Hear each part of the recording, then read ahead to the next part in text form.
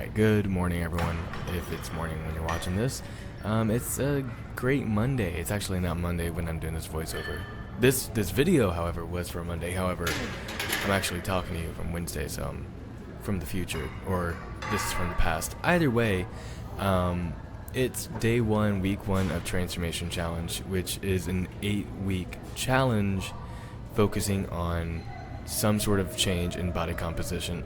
Now, there's two categories we can kind of focus with it, either fat loss or muscle gain, and I'm taking that as muscle gain. So, I mean, essentially, this is just day one of an 8-week bulk. Well, that would be dishonest to say that I haven't been bulking for the past couple months, but we're going to take an 8-week serious bulk, and this is day one. And we actually get to start with one of my favorite days to train, which is a push day. So as you just saw, I did my first warm-up set on incline, which is what I'm choosing to start off with. At 135, I think I did about 10 reps here. Now I'm building up to 185. I'm going to drop off that rep range just a bit and hit 6 reps. Now, typically when I'm doing a warm-up for a compound lift, my general rule of thumb is I will do one warm-up set per 45-pound plate I have on that bar. I know I'm going to be going up to 225 today, so I'm going for at least 2 warm-up sets. Now, of course, the point of a warm-up set is to prepare the body to handle load and thus reduce the risk of injury, but not overly fatigue the muscle. So again, essentially when I am warming up, I do my first set with a higher rep count and a lighter weight. The next set I increase the weight but drop off that rep count, and eventually I'll build up to my first working set.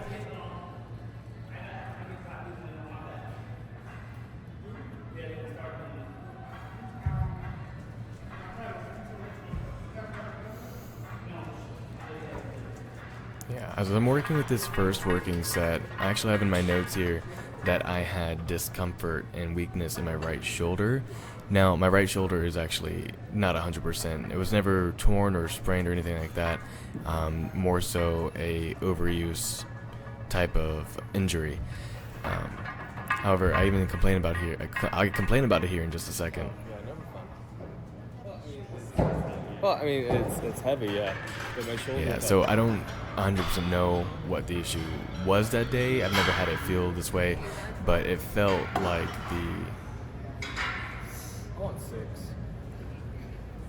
I tripped on the weight. It felt like the weight was actually heavier on my right side instead of just the normal aches. But with that last one, I decided to wrap my wrist because I felt that my wrist was a little unstable with that last set. So I put the wrist wraps on just to give us a little bit more stability as I'm working with my second set.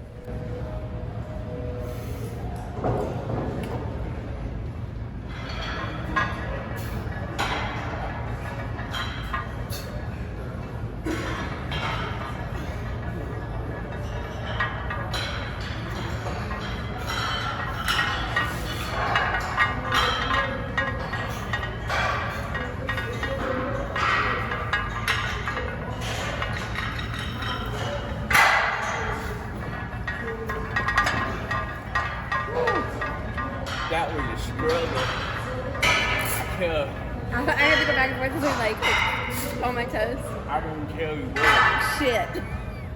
That one right there, that was a struggle. So I stopped after that last set. So I only did 2 working sets of the incline press because, as we saw, I basically ended that second set with 0 reps in reserve. If I would have attempted, and here's my wife, and there she goes. If I would have attempted a third set on that incline, I would have failed. Or if I would have attempted another rep during that last set, I probably would have failed. So, I'm counting that. I think I counted that as a failure set. And actually, I'm looking at my notes here. I did indeed count that as a failure set because I know that was it. In regard to failing, in regard to failing, I mean, this is a voiceover. I could stop and delete it. I'm not going to. In regard to failing on a set, especially with, and there she is again.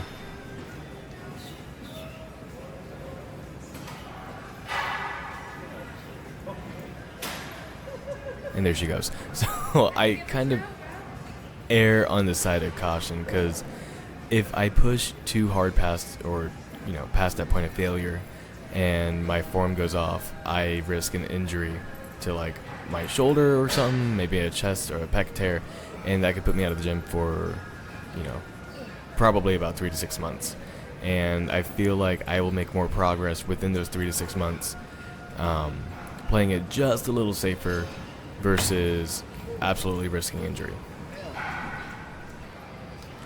Anyway, we're already on like my last set of cable flies here, and I haven't even addressed them. I didn't even want to do these today.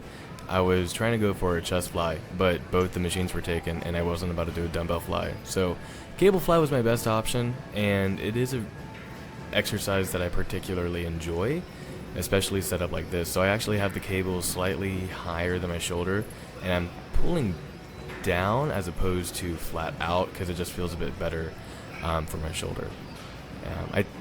If I can recall, there's a difference in muscle bias having a little bit lower grip like this, but I'm not gonna go sciencey right now. It is a little late and I'm a little tired, and I'm just going for that squeeze.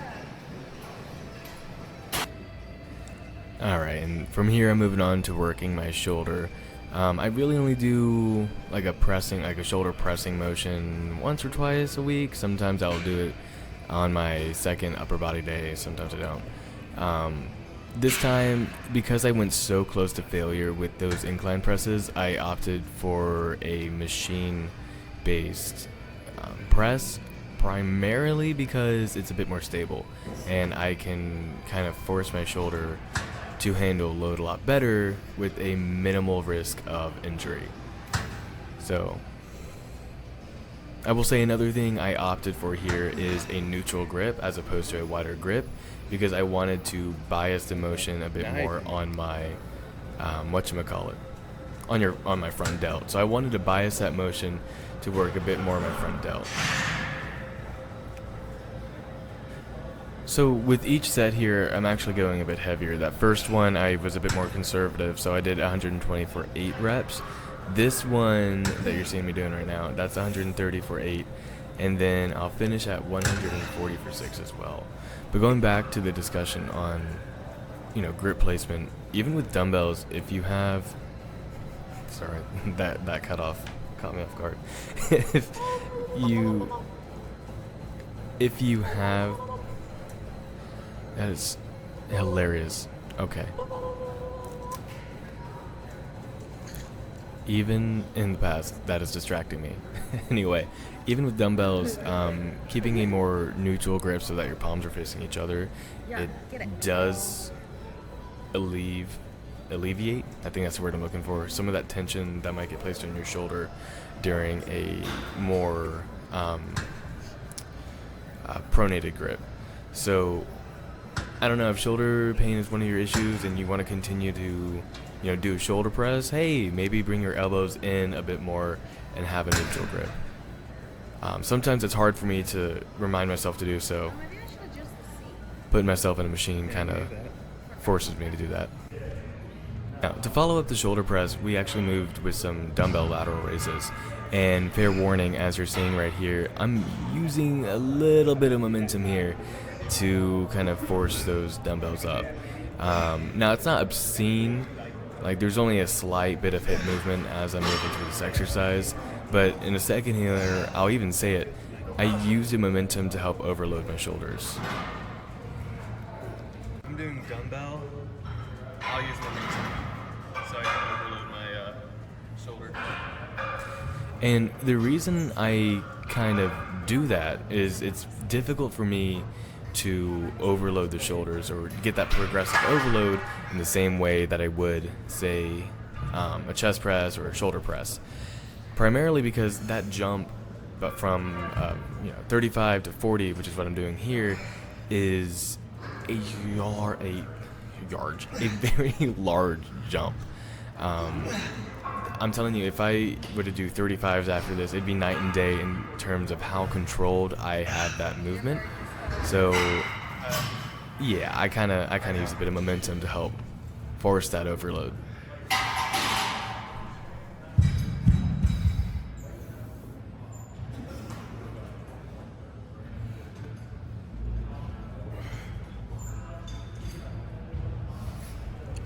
Another thing that I kind of like to do, especially with lateral raises, and actually almost exclusively with lateral raises, is I'll reach a point of failure, and from there I'll change my form and do partials. So instead of just stopping when my form declines, I'll just do half reps until I can't do them anymore.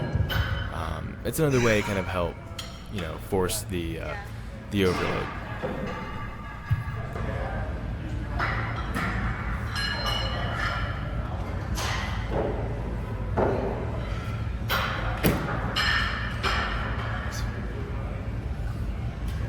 You just watch him push me. I had to learn from the ground up. Who was the ground? Was it Baylog High School gym? It was. You remember going to the weight room in high school? No. What I learned from, I remember in middle school it was how to get abs in 5 minutes. That one got me. That was the start of that. That one got me. When Beachbody was still a thing. Yeah. Yeah. Yeah, that's what I did. You know how many Beachbody DVDs we had in my house? Oh yeah, that's heavy. Alright, and we're just about done here.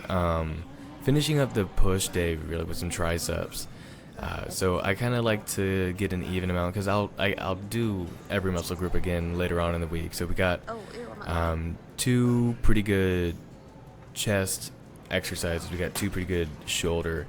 You can see me in the And mirror. today, I think I just did one tricep exercise because I was running out of time. It's like, for context, by the way, I don't think I stated this. It's like 5 in the morning. I had to go to work. Yeah, so we're hitting another 2 sets of this. We did 3 sets. I took the last set here till failure, which we'll see, at some point. But when I'm working with this, I am at a hinge position and I'm at the very top of my rep range. I am letting it get a full stretch. So I'm focusing on the most amount of stretch I can get in my tricep as I'm working with it. And now for like the worst part of the workout, core. Up until this point, I admittedly never really trained core because I hate doing it, but it's causing issues primarily in my back. Basically, my core isn't getting strong enough to handle the load, and my theory is I get back pain because my back's trying to compensate for it. So, I'm running out of time here, but a quick little core superset, working or biasing or focusing rather on the lower and top abdominals. So flutter kicks and toe reaches. And that's basically going to end it. I went over here to try to find a medicine ball because with the toe reaches, I kind of want to add a little bit of resistance to it. But I quickly found out that the medicine balls that I felt like dealing with was either too light or too heavy, and those big ones I didn't feel like holding. So I kind of gave up on that endeavor and went back to doing it body weight, which still is enough. Now I will also point out that between my first set and this last set here, my flutter kicks got a little bit lower, and this is one of the benefits of recording your sets every now and then because it allows you to make those assessments of, hey, how's my form looking? Do I need to adjust something? And can I adjust it and adjust it in time for my next set, which, I do often because I don't pay attention all the time. If I don't see myself in the mirror, there's like a 50% chance my form looks a little off. Now it's time for the pose down. I mean, I'm no Sam Sulek, but, maybe in about 25 years and 25 pounds of gear. I don't know. Like, it's not looking too bad. My in-body scan put me at 202 pounds, 90 pounds of muscle, and 22.5% body fat. So, we'll see where we go.